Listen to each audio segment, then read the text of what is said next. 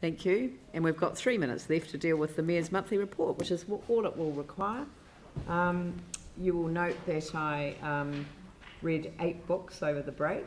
I have highlighted a couple, and I hope that you found that interesting for those of you that read it.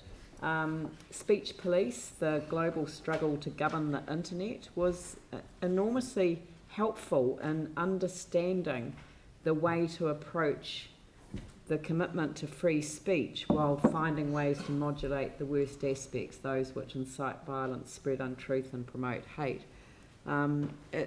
It was a really good read because it helped in a very simple form, and it was written by the UN Special Rapporteur on the promotion and protection of the right to freedom of opinion and expression, and he talked about the importance of using a human rights lens in order to help you navigate that extraordinary balance between all of us who believe in free speech and all of those of us that are really, really concerned about the impacts of incitement to violence and the spreading of hate and lies in order to promote that violence. So, you know, it was a really helpful one for a conversation starter, and I'm hoping that these are the sorts of conversations that we'll be able to have in the wake of events that have occurred here.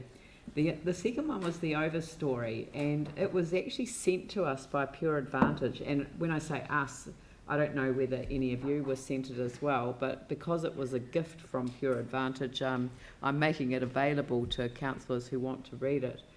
It was the only fiction I read over the break. I only read non-fiction normally. But it was a collection of stories that merged into this really powerful message about the nature of the forest environment and the impact of deforestation, clear-cutting and habitat loss, which I'm sure was the intention in sending the book.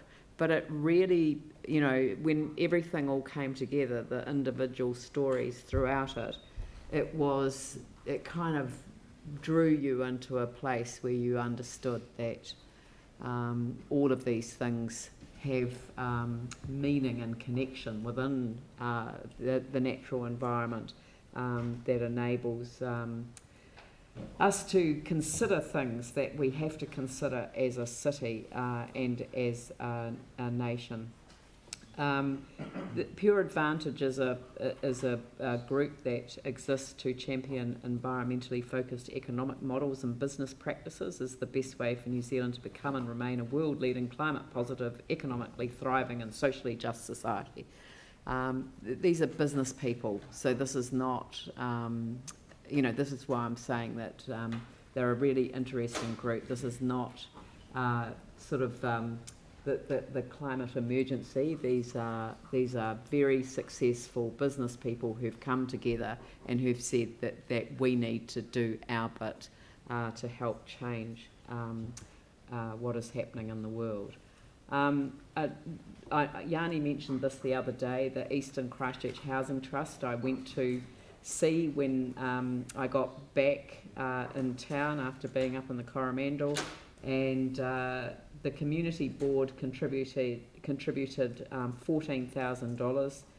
The trust, the equivalent of $30,000. Some of that was in kind. They did a lot in kind. But if we'd gone out to tender for the repairs, it would have cost the council more than 3 times that amount.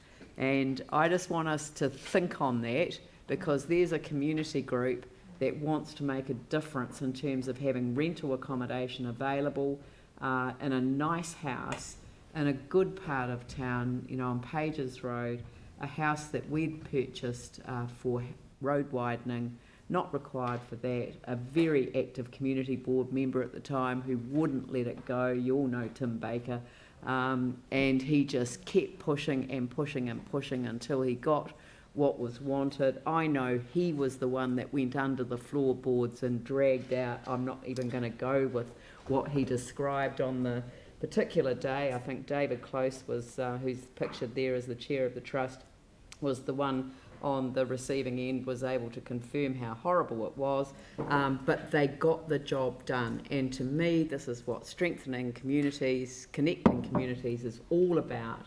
This is about building social capital at the same time as getting better outcomes for the city as a whole. So I want to publicly call them out and congratulate them. Devoshell AMP show, if anyone gets the chance, it's the first Saturday back, it's the second Saturday back in January, the 11th I think it was this year. I'm telling you, if you haven't seen the terrier race, it's hilarious, it is well worth watching, and it is worth going out for that reason alone. It is just such a great day. But of course Devoshell is such an amazing place. And sadly, I missed the Little River show the following week because I attended the celebration of the life of Margaret Jeffries, who I've called out there. I use her in all my PowerPoint presentations about what community leadership is all about, and it was very heartwarming to hear her family speak about. So proudly of their mother's contribution to the wider community. The Skull International Executive visit, I will mention that because Peter Morrison, our local champion for the hospitality sector, has been elected as the world president of Skull International for the next year. So it's a huge opportunity for us, and he was able to bring the executive here and at the same time celebrate the 50th anniversary of Skull Christchurch. I mean, Skull's a good word, isn't it, for the hospitality industry? Yeah. But it doesn't mean that. So I'm just saying. But it was just really good to be a part of that, and to know that they're bringing the NZ Skull Conference to Christchurch in April this year. So again, a great opportunity, and that's going to be followed in May by the Trends Conference, which is the biggest tourism operator, travel planner conference ever, in the that we have in New Zealand, and it's a huge opportunity for Christchurch that it is here. So I will happily accept. Oh no, the last thing I'll mention, and I know I've gone over my 3 minutes, but the Chinese New Year Spring Festival, there has been a real dampener on Chinese New Year events this year because of the global impact of the outbreak of the novel coronavirus, which now has a name, and I'm sorry I haven't remembered that, but I do call out here that it originated in our sister city of Wuhan, and I have communicated both with Wuhan and with Gansu province and had replies from both of them. But I just do want to say that at this time, our local Chinese communities with family back in China will need a lot of encouragement and support as their anxiety and fear grows about what is happening. And I've written a column for the Christchurch Star today, which calls out what's been going on. A lot of our Chinese community have stayed at home because rather than go out and be told to go home by residents in our city. And I find that absolutely appalling that we would have people, anyone, whether they're here as a visitor, whether they're here as a tourist, whether they're here whatever country they're from, just because they look Asian, being told to go home. They are home.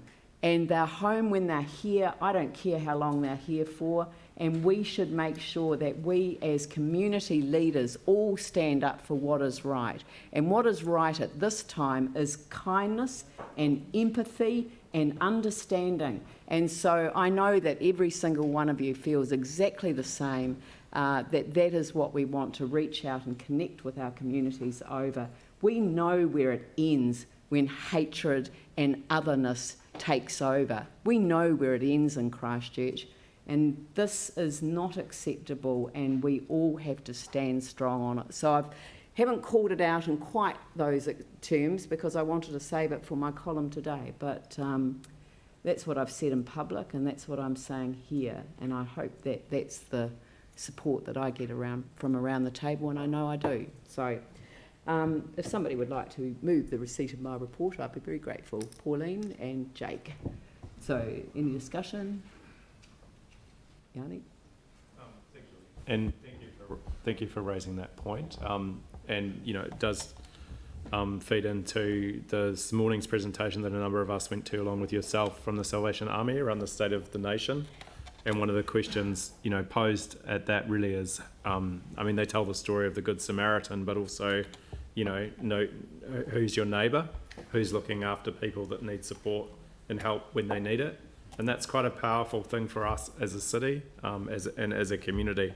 And in fact, as I understand it, going back for many years around pandemic planning, if people know their neighbours, we're much more likely to be able to deal with the consequences of some of these horrific things that happen. And so just knowing your neighbours is actually a really important thing, but also I think, as the Mayor said, looking out for each other and standing up for those who need help and support. So I just wanted to just personally acknowledge what you've said.